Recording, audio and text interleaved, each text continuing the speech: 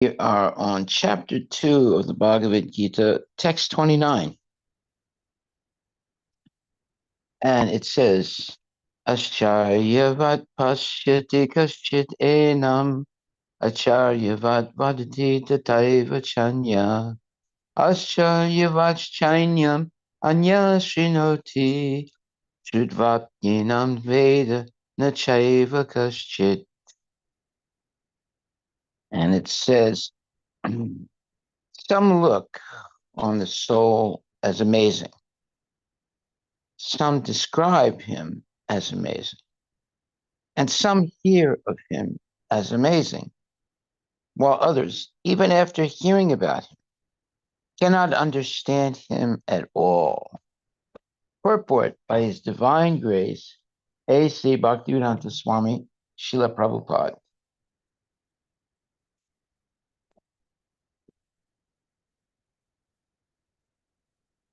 And it says,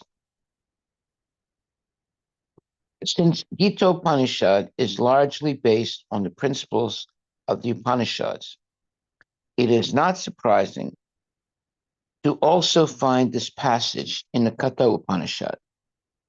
Shavanaya pi babu bir yo nalabhya, and so forth. The fact that the atomic soul is within the body of a gigantic animal, in the body of a gigantic banyan tree, and also in the microbic germs, millions and billions of which occupy only an inch of space, is certainly very amazing. Mm-hmm. Men with a poor fund of knowledge and men who are not austere cannot understand the wonders of the individual atomic spark of spirit, even though it is explained by the greatest authority of knowledge, who imparted lessons even to Brahma, the first living being in the universe. Owing to a gross material conception of things, most men in this age cannot imagine how such a small particle can become both so great and so small. So men look at the soul proper as wonderful either by constitution or by description. Illusioned by the material energy, people are so engrossed in subject matters for sense gratification that they have very little time to understand the question of self-understanding, even though it is a fact that without this self-understanding, all activities result in ultimate defeat in the struggle for existence. Perhaps they have no idea that one must think of the soul and thus make a solution to the material misery. Some people who are inclined to hear about the soul may be attending lectures in good association, but sometimes, owing to ignorance, they are misguided by acceptance of the super soul and the atomic soul as one without a distinction of magnitude. It is very difficult to find a man who perfectly understands the position of the super soul, the atomic soul, their respective functions and relationship, and all other major and minor details. And it is still more difficult to find a man who has actually derived full benefit from knowledge of the soul and who is able to describe the position of the soul in different aspects. But if somehow or other one is able to understand the subject matter of the soul, then one's life is successful. The easiest process for understanding the subject matter of self, however, is to accept the statements of the Bhagavad Gita spoken by the greatest authority, Lord Krishna, without being deviated by other theories. But it also requires a great deal of penance and sacrifice, either in this life or in the previous life, or previous ones, before one is able to accept Krishna as the Supreme Personality of Godhead. Krishna can, however, be known as such by the causeless mercy of the pure devotee and by no other way. Haribol. Requires a great deal of penance. So some look on the soul as amazing, some describe him as amazing, and some hear of him as amazing, while others, even after hearing about him, cannot understand him at all. So this is a very interesting verse because most people identify with the body and not with the soul. That's unfortunate. And all through their life, they identify with the body.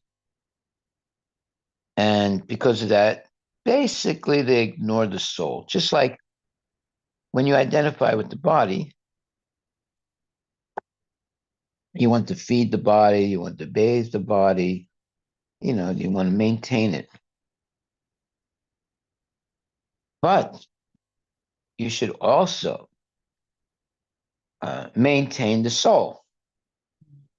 So how do you maintain the soul? By remembering Krishna and engaging the body in Krishna's service. Then the soul is being maintained. So, how many people are actually thinking about their soul? I can tell you, in fact, in my family, my brothers, I had two brothers, and then they had wives. They weren't thinking about this at all, about the soul, about, what happens at the moment of death. They were just going along merrily, in ignorance.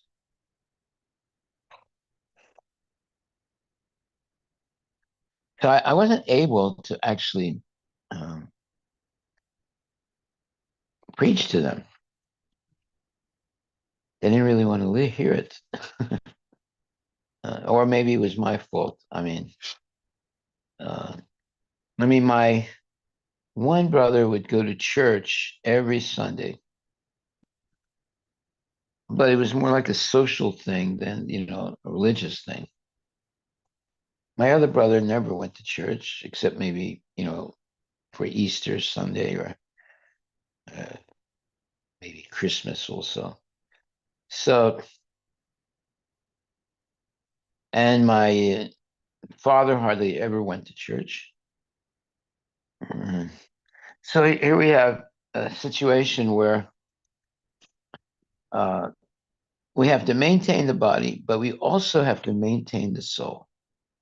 Now, someone could say, well, the soul's eternal. You don't have to do anything. But no, you can basically starve the soul.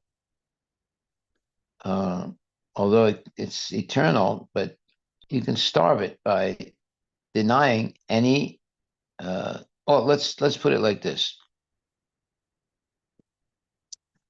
if you uh, starve the soul by not doing anything spiritual, that is actually starving the soul. Soul is eternal; it cannot die, but it can be, let's say, uh, starved, and by zero engagement and devotional service. And this is a big, let's say, tragedy, because if you engage the body in devotional service, that feeds the soul. The soul gets enlivened, and when your soul is enlivened, you're enlivened. You're full of energy and happiness and positive thoughts, positive activities, let's say, and relationships also. But when you starve the soul by engaging in sense gratification, you become more or less uh, an island of yourself. You're just thinking about sense gratification all the time. You're not thinking about other people so much, and you become a island in yourself, and basically not having any empathy or feelings about others, just yourself.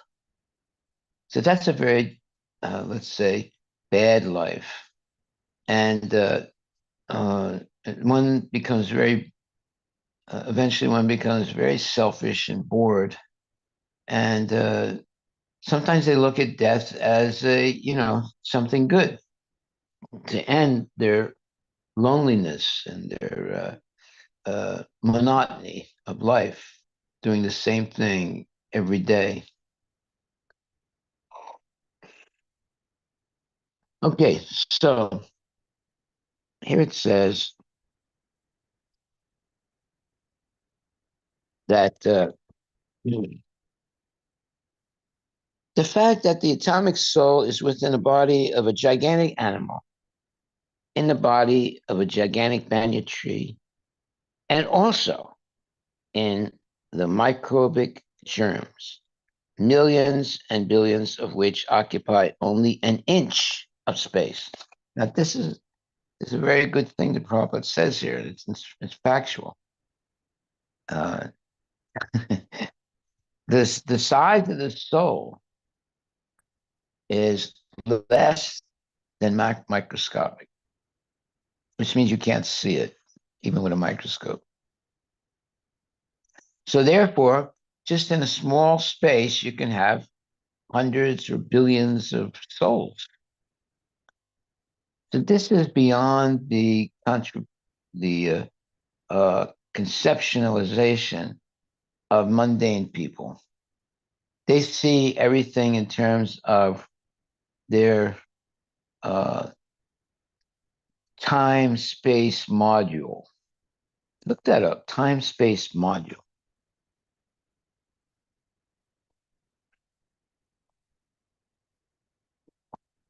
Most people live in a very limited time space module. Like, you have a bathroom, it's just so big. You have a kitchen, you spend a lot of time in. That's also not too big.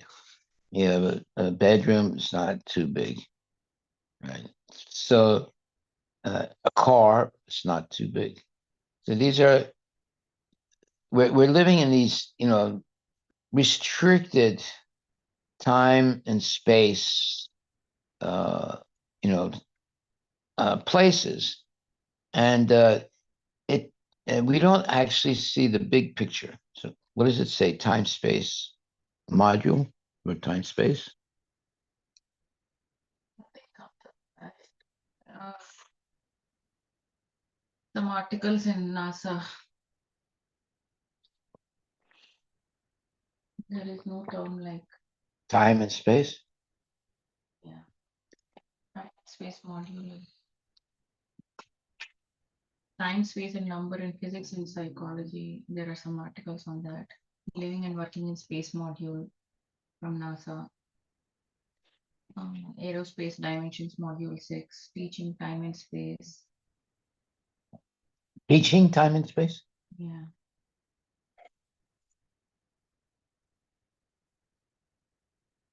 Maybe that's something I just came up with. Some Yeah, I think I haven't. Last time also we didn't find specifically. okay. So, but it would make sense that there is limited, Time and space. limited. Yeah, the consciousness is limited, then the time space is limited. Yeah, Like a frog in the well. Yes. like the frog in the well. Yeah. Okay, so the now it gets even more, let's say, incomprehensible when you start talking about the size of the soul.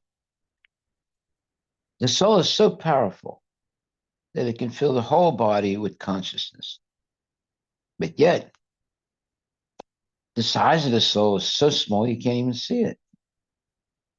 Yeah, it's unbelievable.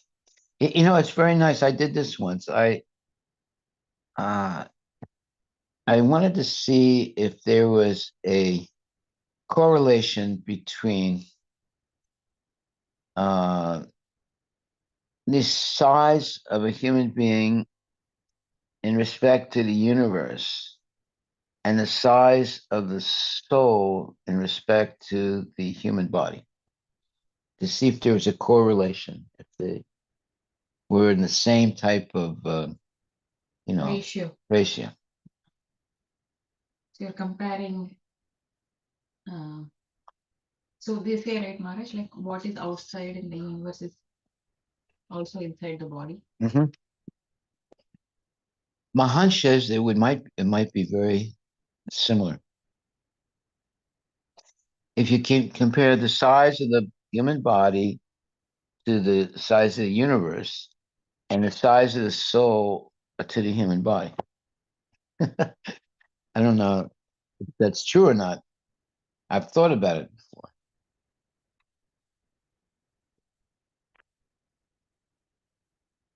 So we see that you can have thousands of living entities in like, a very small space, like an inch, or even billions in space like that.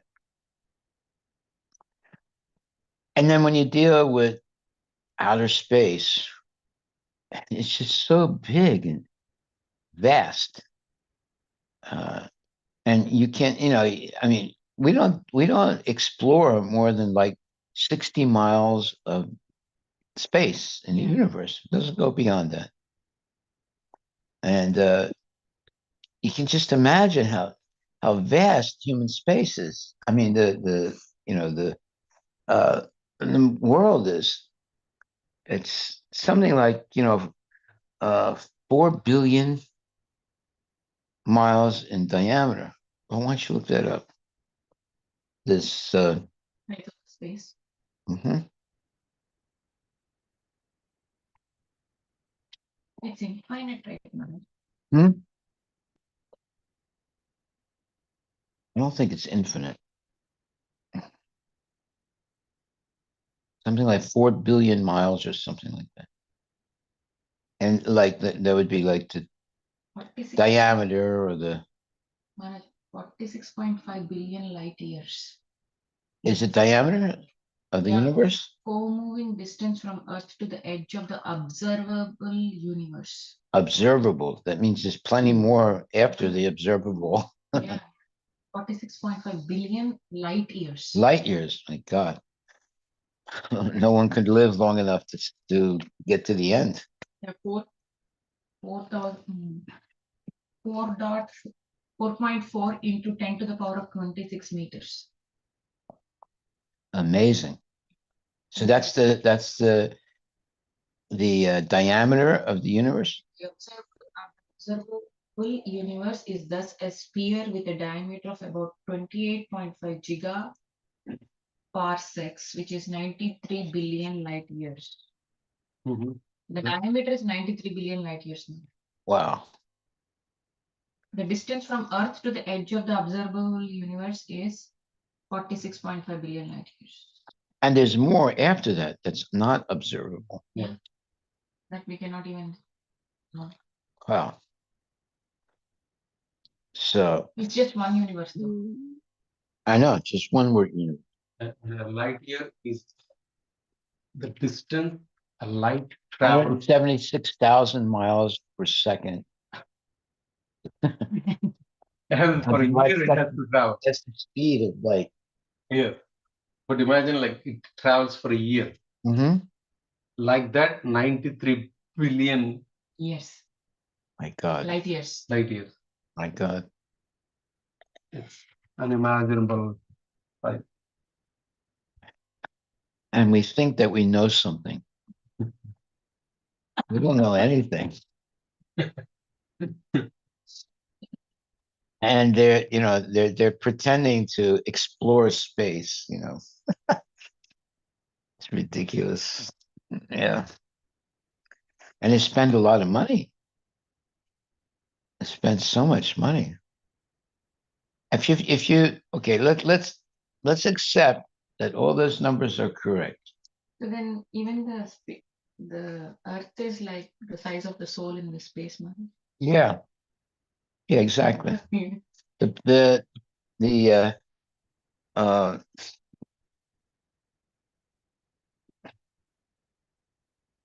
if you compare the size of the earth to the universe and the size of the soul to the body, you probably gonna end up with the same kind of close to the same kind of number.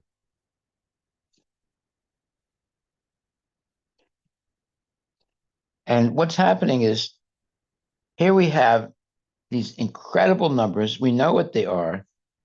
And it just means that, they'll never be able to understand what's going on in the universe because of the time it requires to travel through the universe. But yet they're trying to do that. They're trying to, travel through the universe. Maharaj, comparatively, Earth is extremely small compared to the universe. Yeah. Making up only 0 point some 24 or 25 zeros are there, Maharaj. Wow. 3016% of its volume. Earth's radius is 3,959 miles, while the observable universe has a radius of 46.6 billion light years. Wow. Earth is so small in comparison to the universe that some say it's like a grain of sand compared to the Earth. Compared to the universe. Compared to the universe. Wow. Yes. Yeah. So basically, for a human being, it's impossible to have discovery of the universe. But they can't live long enough, right? Not only that, they can't live on the other planets also because we don't have the body for that.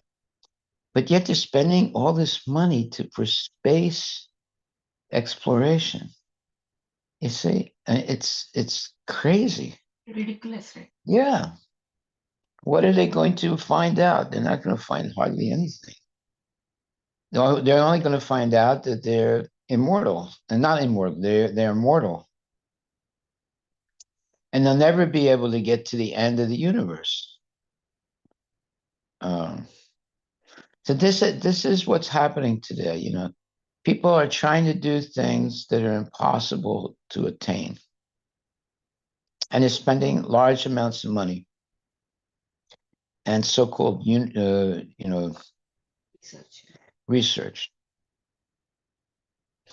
So instead of trying to understand the far reaches of the universe, they should try and understand their own body. Yeah, and in relationship to Krishna, the Supreme Personality of Godhead. Now, of course, Krishna, he can expand his body as big as he wants and as small as he wants.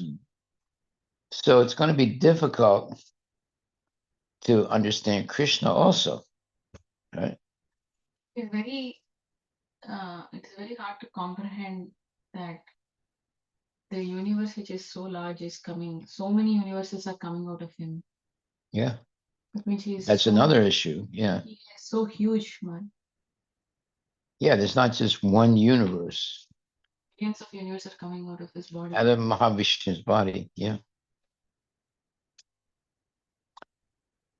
Of course, the scientists don't know that. They don't know that. They believe there's other universes. Sometimes they talk. Why don't you look that up? They talk about other universes besides our own. That depends what you mean by universes. Is it just our uh our what is it called? Galactic or no, yeah, or does it involve the whole universe?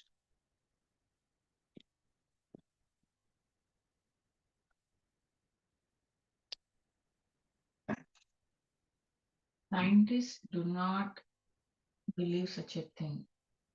Like what? Scientists, do they agree that there are other universes? Yeah.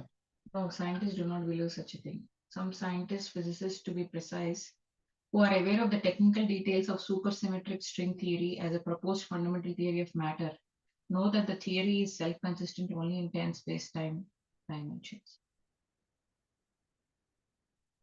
There you have it. Space, time, dimensions. Yeah. Although some scientists have analyzed data in search of evidence of other universes, no statistical significant evidence has been found. Yeah, they can't experiment. And they can't, you know, you can't send a rocket to go from this universe to another universe. It is only 60 miles. Yeah, that's it. You see all the limitations there are. So why should they spend so much time on this, and money?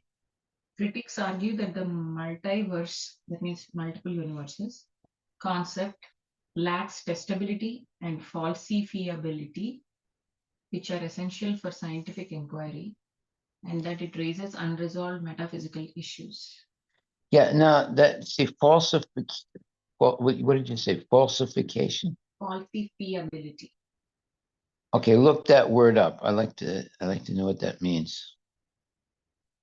It means that they use that a lot. You have to falsifiability. Fiability Yeah. is the capacity for some proposition, statement, theory, or hypothesis to be proven wrong. Right. So if you cannot maintain a falsifiability of something, then it doesn't exist. So let's look at an example of a falsifiable statement first. Okay, all swans are white. Or what? All swans Swans are white. are white. Yeah. This is a classic example of a falsifiable statement. Whether or not it is true, it's not contrary to the beliefs of pre-1697 Europeans, is irrelevant. Whether or not it is true is irrelevant. This is a classic example of a falsifiable statement. All swans are white. Whether or not it is true is irrelevant. So if something is not falsifiable, what do you say then? It doesn't exist?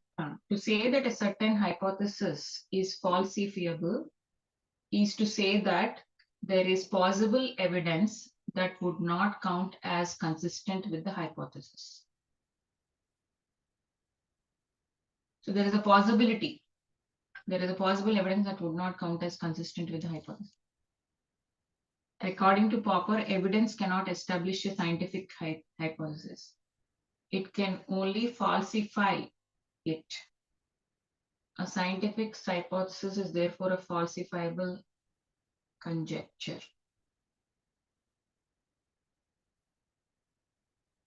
So if you cannot falsify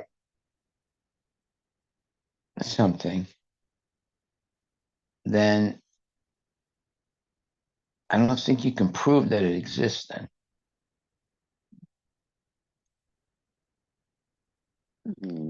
Is that right or wrong? Huh? Not able to understand.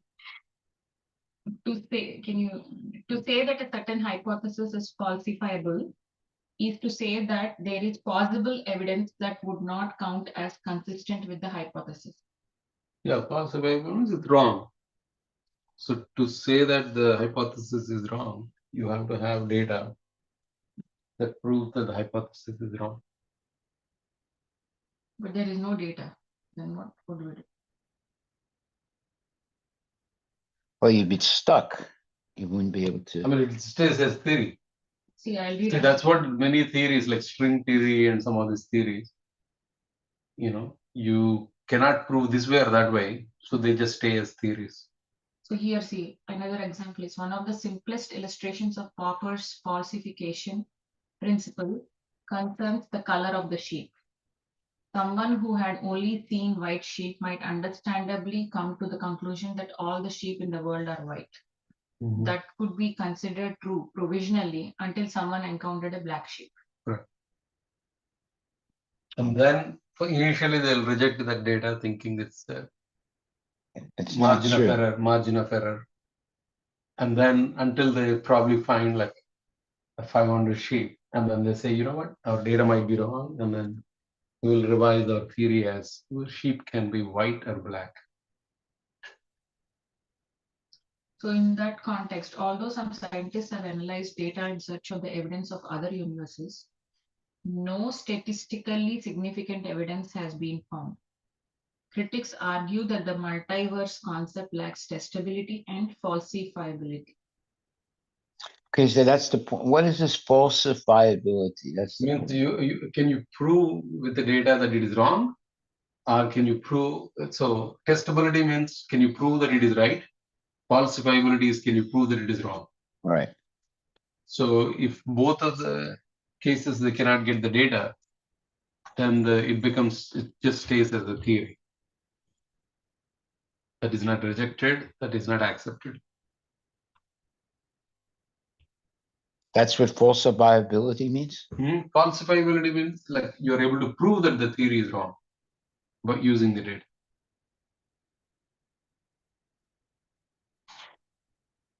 Okay, but if you prove something is wrong, Then it will be thrown out. It's no longer a valid theory. okay.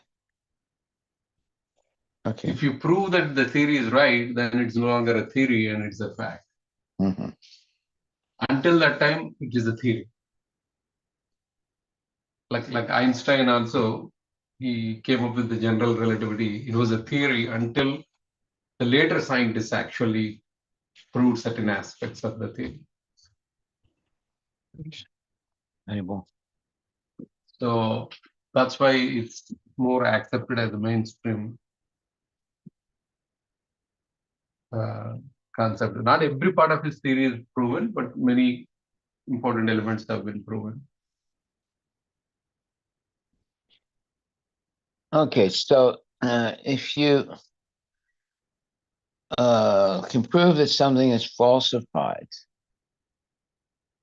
then you can reject it. You can reject it if you have ways to any data that can prove that it is wrong. Mm-hmm.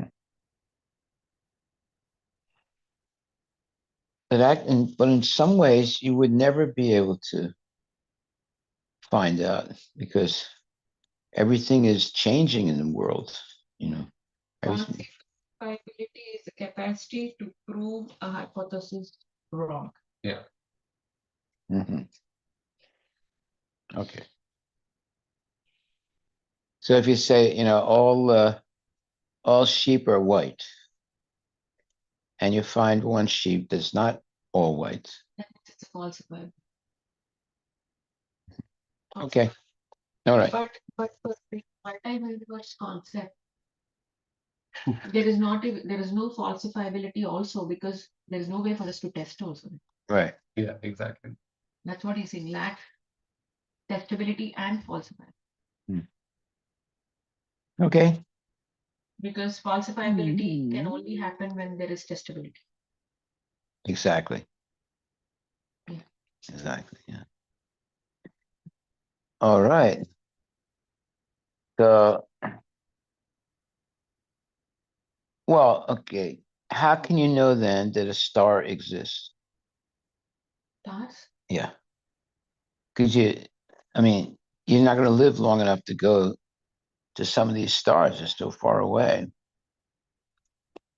I mean, they probably are using the empirical proof there, like with the telescopes and Some of these stars are so far away that the light we're getting now is could be old. many light years, old. So we might not know that that star blew up until Yeah, at this point, we don't know that that star exists. Exactly. yeah. Particularly, yeah. Yeah, because it's so far away. Yeah. Yeah. That the light we're receiving now doesn't show The current position of that star. exactly. It might have already. Yeah, it might have blown up already, but we won't find out for maybe another 100 years or so.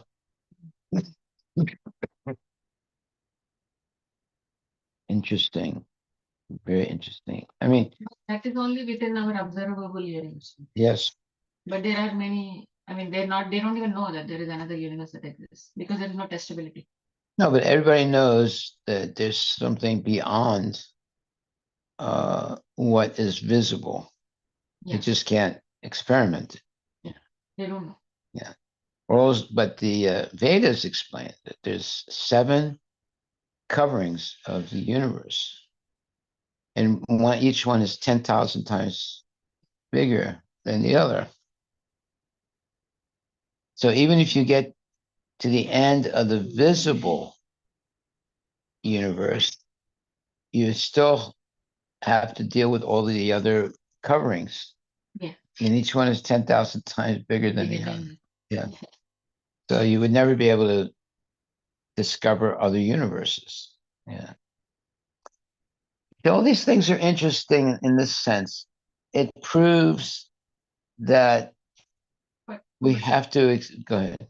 but that also uh, is a reason why people cannot believe in Vedas because what they can see is only this much, and then they are not. There's no way for them to test. No, that's proof that you have to accept the Vedas. Because if you don't have the ability to see these things, then you have to accept what the Vedas say. Because you have no way of otherwise. We would accept. But for them, what is the source? Some guy might have written something. What is the testability? Because for science, everything has to be testable. Prabhupada said that is the weakness of science. They have to test everything. Yes. But on the other hand, if you cannot test something, then you have to accept the version of the Shastra. Okay.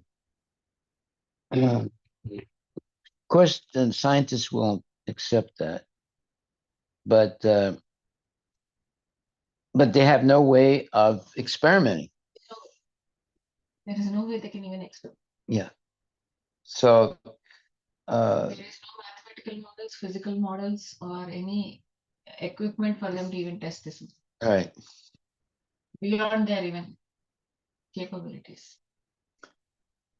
So as Vaishnava would say, well, we have to accept what's in the Shastra because there's no way for us to experiment. And Prabhupada said the weakness of the scientists is they're trying to prove everything with experimentation, but there's some things you can't experiment. Because they don't have the concept of the creator. Right. So we believe in the concept of creator. There is creator, the supreme. No, but they do have the concept of the creator when it's them. The scientists, he finds a new element or something, he puts his name on it and, he gets into the books and everything. But when it's, obvious that there's so many things in this world that they did not create, but they don't, associate that with God.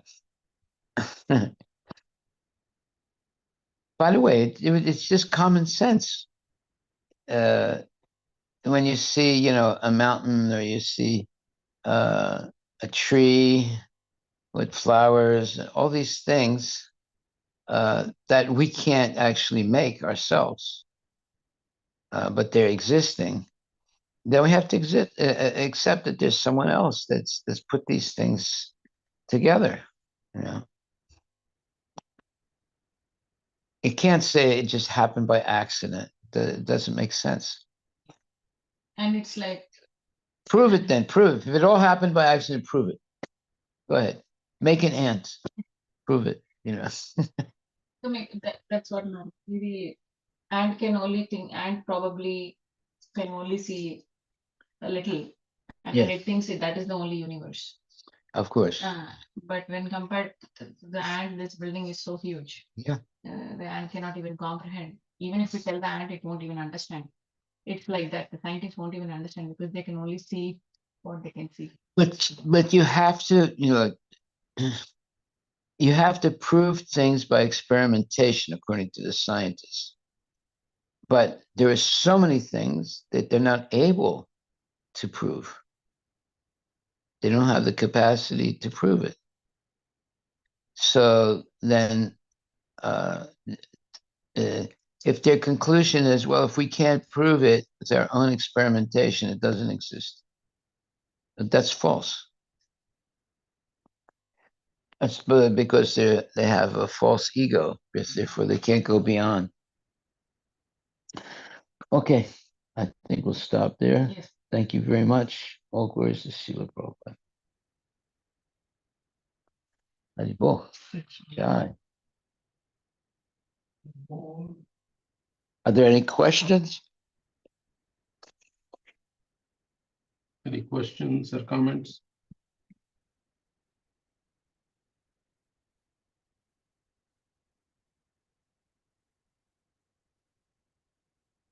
Okay, no questions. Thank you.